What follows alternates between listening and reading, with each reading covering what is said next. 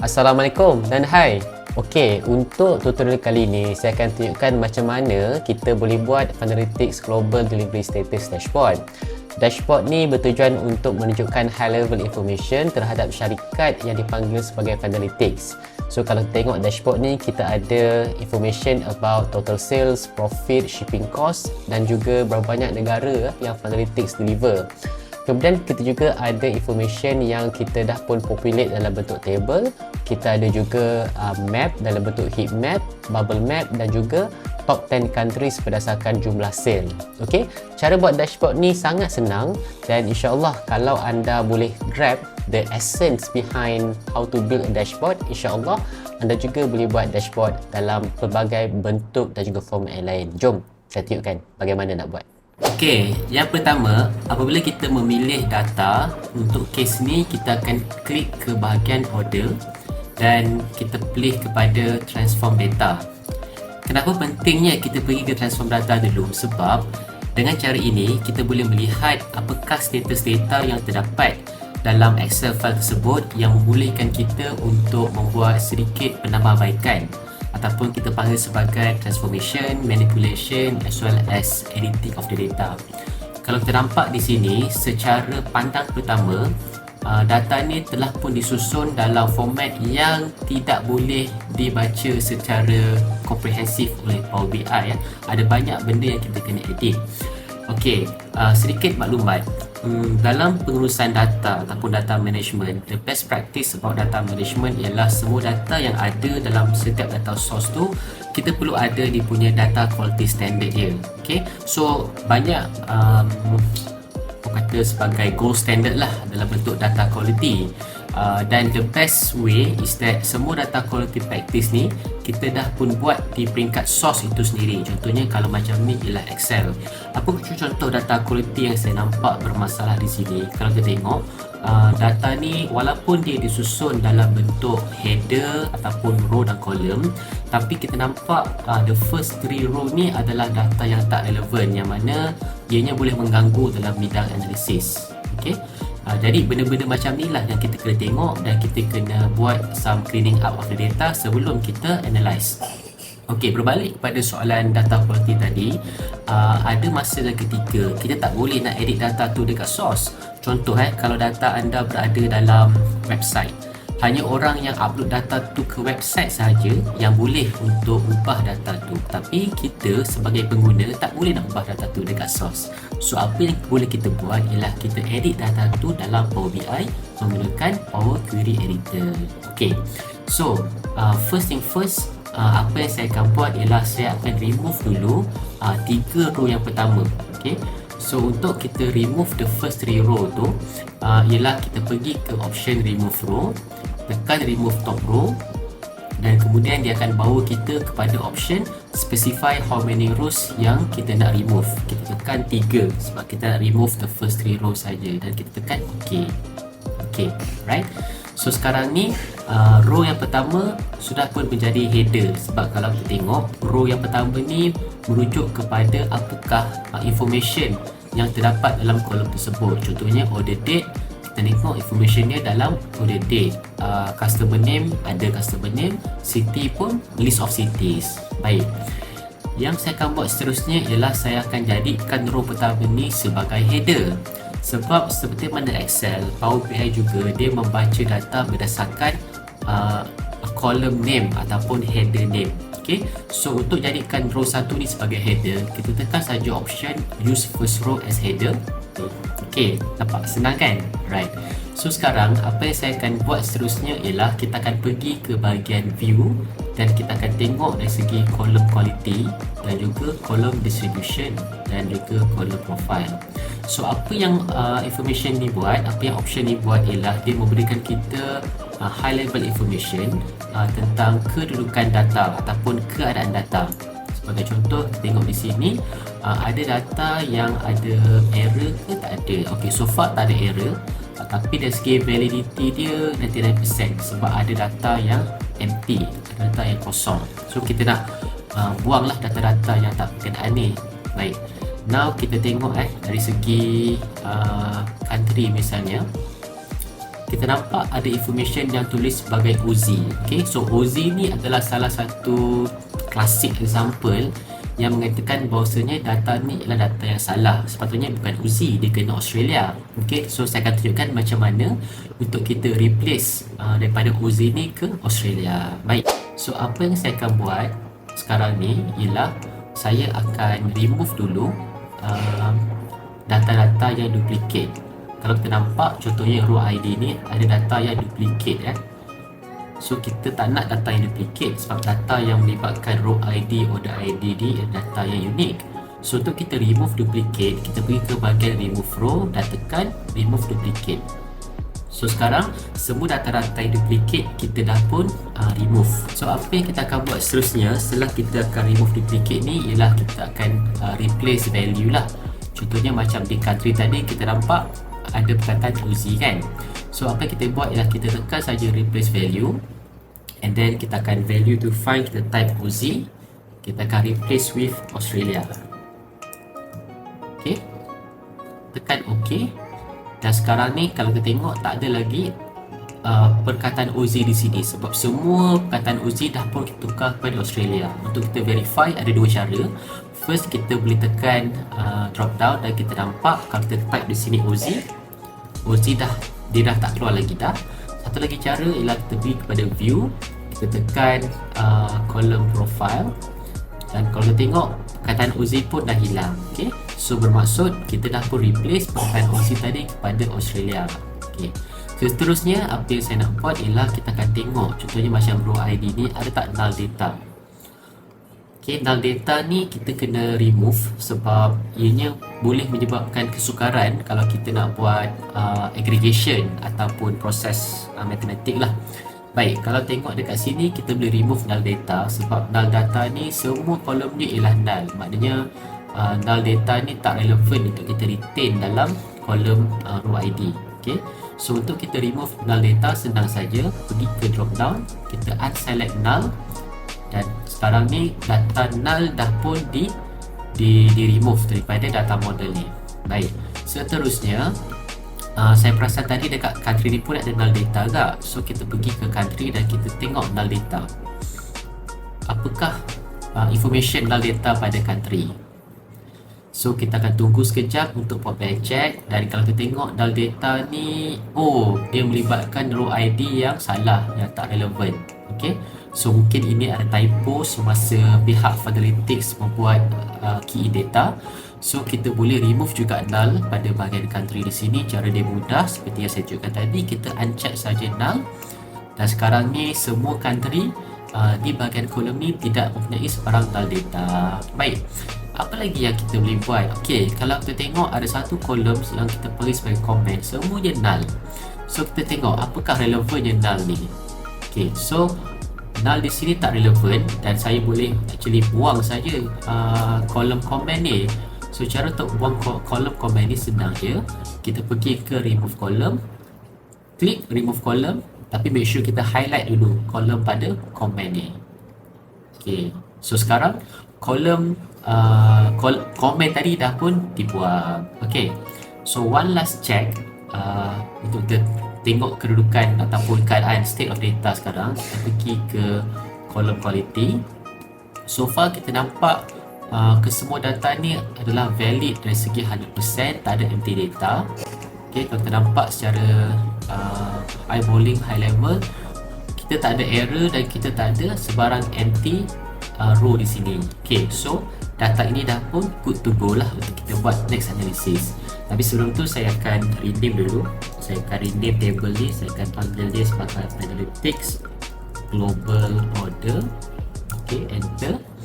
Dan sekarang kita akan pergi ke close dan juga apply. Okay, hai.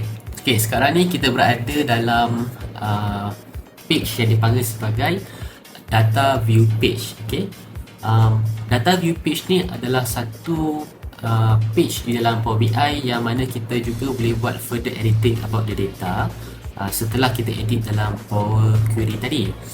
Okay, so antara benda yang kita boleh buat di sini ialah kalau kita klik di bahagian table ni, dia akan tunjukkan list of data dan juga data type ataupun type of data. Contohnya data-data yang ada simbol sigma ni, bermaksud data ni kita boleh buat mathematical equation lah, ataupun aggregation macam tambah, tolak, darab, bahagi. Dan kita juga ada data yang ada simbol kalender. Ini bermaksud data tu berada dalam state date ataupun tarikh. Okay. So ada few things yang saya nak buat di sini. Yang pertamanya, saya perasan kita ada geographical data macam city, country dan juga state. Dalam Power BI kita ada map function yang mana map tu membolehkan kita untuk plot data berdasarkan city, postal code, latitude and longitude. Tapi untuk map tu baca data tersebut, kita kena make sure yang data ni kita kategorikan dalam kategori yang betul. Okey, so kalau tengok di sini, kita ada data yang bersifat geographical data, macam contohnya kita ada city, country dan juga state. Okey. So kita kena edit dulu bahagian city dan kita kategoriskan dia sebagai city. So apa akan jadi? Power BI akan tukar data ni kepada city dan anda akan nampak dia akan tunjukkan simbol globe yang bermaksud data ini adalah geolocation data. Kemudian kita ada country pun sama, kita buat benda yang sama, kita tukar dia sebagai country. And then kita ada state data yang mana kita pun kena tukarkan kepada state data. Dan lastly kita ada postal code data dan mana kita pun kena tukarkan kepada postal code data. Okay. So sekarang semua data yang melibatkan geolocation sudah pun kita tukar mengikut kategori yang betul dan kita akan nampak simbol globe di sini. Okay. Kemudian satu lagi yang saya nak buat ialah kalau kita perasan kita ada data yang melibatkan currency. Seperti contoh sales, ada profit and shipping cost. Saya pun boleh tukar format data di sini supaya bila kita buat dashboard, data tu akan diformatkan dalam bentuk yang betul dan senanglah untuk kita edit. So saya tukarkan ni kepada currency dan saya pun akan tukar terus dia punya decimal number kepada 2 decimal places. Sebab kalau tak dia akan baca dalam decimal places yang banyak. So kita set siap-siap supaya dia baca 2 decimal places. Okay, dan profit pun kita tukar kepada currency dan 2 decimal places. Dan last but not least ialah shipping cost. Kita tukarkan kepada currency dan kemudian kita check kepada 2 decimal places. Okay. So ini adalah template yang dah pun saya buat untuk tutorial kali ini. Seperti mana yang saya tunjukkan sebelum ni, first thing first ialah saya nak tengok berapakah total sales bagi data yang kita ada. Jadi saya akan pergi ke bahagian visualization, saya akan pilih card. Okay. Dan kemudian sebabkan kita guna data daripada table ni, saya akan pilih sales. Okay, ada dua cara, sama ada klik ataupun kita boleh drag and drop. Saya lagi suka drag and drop. Okay, dan sekarang ni dia dah tunjukkan sum of sales.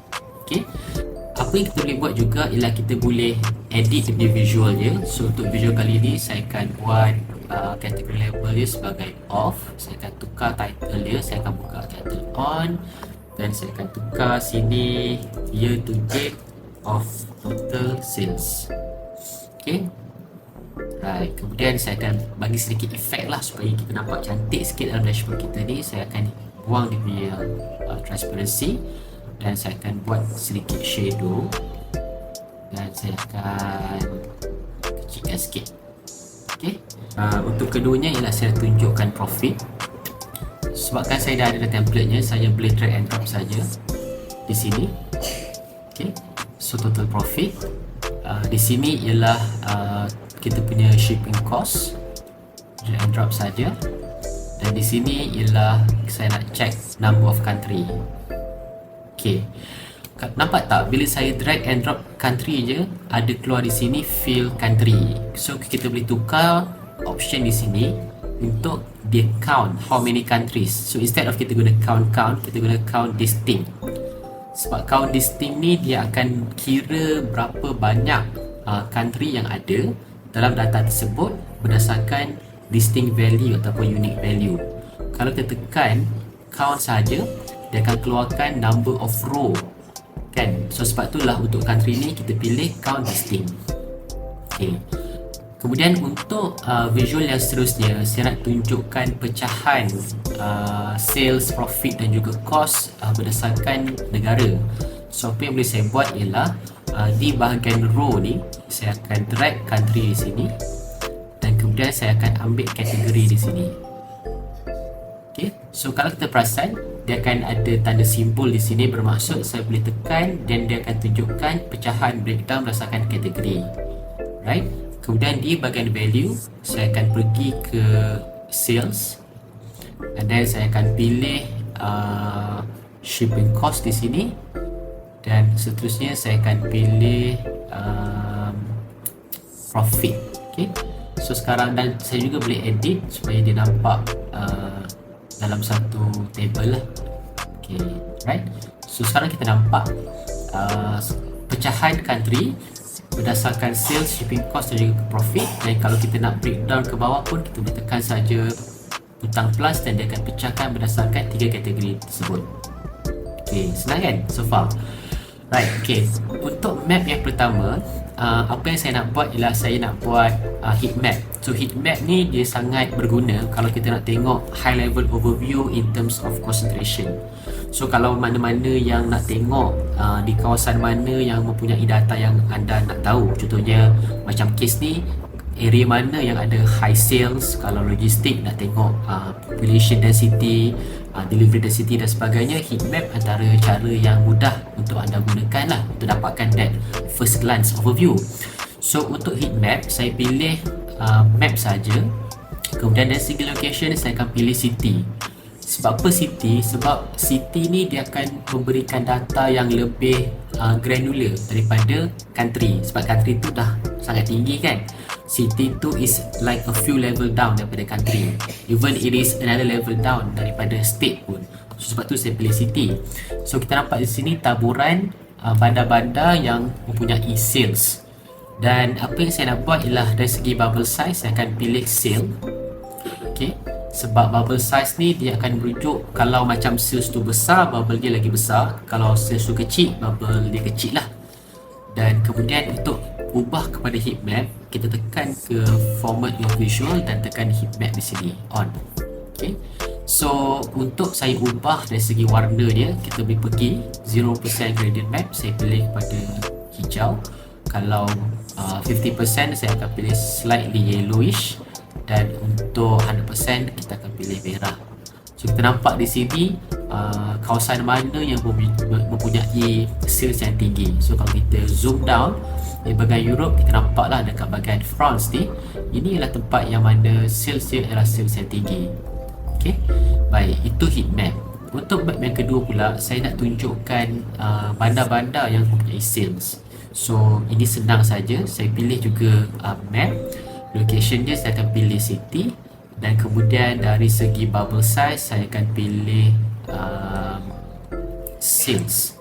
Sebablah bandar-bandar yang mempunyai sales yang berkenaan. So kalau saya zoom down, contohnya saya pilih contohnya one of the state kat sini, apa ni, Brahmapur, kita tekan di sini. So semuanya akan memberikan information yang spesifik terhadap bandar Brahmapur, kan? Okay, so senang saja kan? Baik.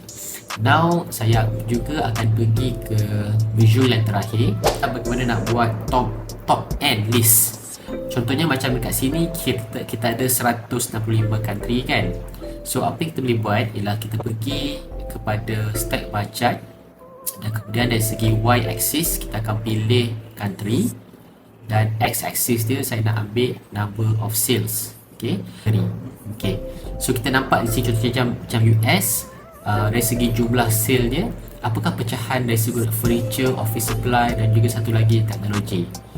Okay, tapi state dekat sini banyak, ada 165 state, dan untuk high level information tak relevan sebenarnya. Kita nak tunjukkan ke semua 165 country dekat sini. So apa yang saya boleh buat ialah saya boleh filter by only showing the top 10 country saja. Kan? Caranya senang je. Kita pergi ke filter, nampak tak bahagian country di sini, filter this visual. Kita tekan drop down sini dan pilih instead of basic filtering, kita pilih top end. Okay, show item top. So boleh pilih you nak top 5 ke, top 10 ke, top 20 ke, atau kalau awak nak pilih bottom pun boleh. So saya pilih top contohlah kan. So saya pilih top 10, dan by value ialah by sales. Okay, apply filter. Okay, so sekarang filter ni hanya menunjukkan 10 negara saja berdasarkan top sales, overall top sales. Okay, dan kalau saya nak scroll ke bawah pun tak boleh sebab hanya 10 negara saja yang dah filter. Okay, nampak senang kan? So sekarang ni kita tengok lah dari segi high level information, kita ada information about the overall picture dan apakah top 10 countries yang mempunyai sales yang tinggi. First slicer saya akan pilih country lah. Okay, and then dalam slicer ni kita ada a few slicer setting. Anda boleh pilih drop down, anda boleh pilih vertical list, anda juga boleh pilih tile. Okay, so untuk case ni saya akan pilih drop down. Kalau anda ada information yang sedikit, anda boleh pilih sama ada drop down ataupun tile lah. Okay, untuk second kategori di sini saya nak pilih berdasarkan kategori So saya akan pilih kategori. So saya akan cuba untuk gunakan different type of slicer. Saya nak pilih tile lah. Okay, so ini contoh slicer dalam bentuk tile, furniture, office supply dan juga teknologi. Okay, and then untuk yang terakhir saya akan pilih region. Okay, so kita pergi ke build visual region. Okay, now slicer ini adalah berdasarkan region. Okay, ini adalah region-region yang ada. Okay, so sekarang kita dah siap dah dashboard menggunakan Power BI. Senang kan? Asalkan anda tahu bagaimana untuk dapatkan data, and then kita buat some modification of data supaya data tu berada dalam keadaan yang bersedia untuk digunakan. Dan setelah anda ada dua elemen tu, anda boleh buat dashboard yang mana secara esennya melibatkan pemahaman terhadap bagaimana analisis yang anda nak lakukan, dan juga how do you storytell the data ataupun data storytelling. Senang kan? Dan bukan satu benda. Baik, katakan country ni saya pilih Australia. Okay, nampak tak? Kalau kita tengok kepada map, kebanyakan daripada data ni kita nampak berada di Australia. Tapi ada juga data yang ada di Europe dan juga North America. Contohnya kalau kita pergi sini, Sales City ni, kita tengok walaupun kita set country tu Australia, tapi ada juga ditunjukkan di sini sebagai Newcastle. Kenapa? Kan, kenapa jadi macam ni? Adakah Power BI tak boleh baca data ni dengan baik? Ataupun adakah terdapatnya step yang kita kena buat untuk betulkan data ni? So untuk mereka yang tak tahu, Australia ada city yang dipanggil sebagai Newcastle yang terdapat di New South Wales. Jadi memang betul lah kita ada Newcastle in Australia. Tapi kenapa Power BI baca Newcastle in United Kingdom? Jawapan dia InsyaAllah saya akan tunjukkan dalam video yang akan datang bagaimana untuk kita make sure data ni menjadi lebih accurate, especially dalam melibatkan map ataupun data-data yang lain. Okay, trik ni saya akan tunjukkan dalam video yang akan datang. Lagi dalam video yang akan datang. Assalamualaikum, bye.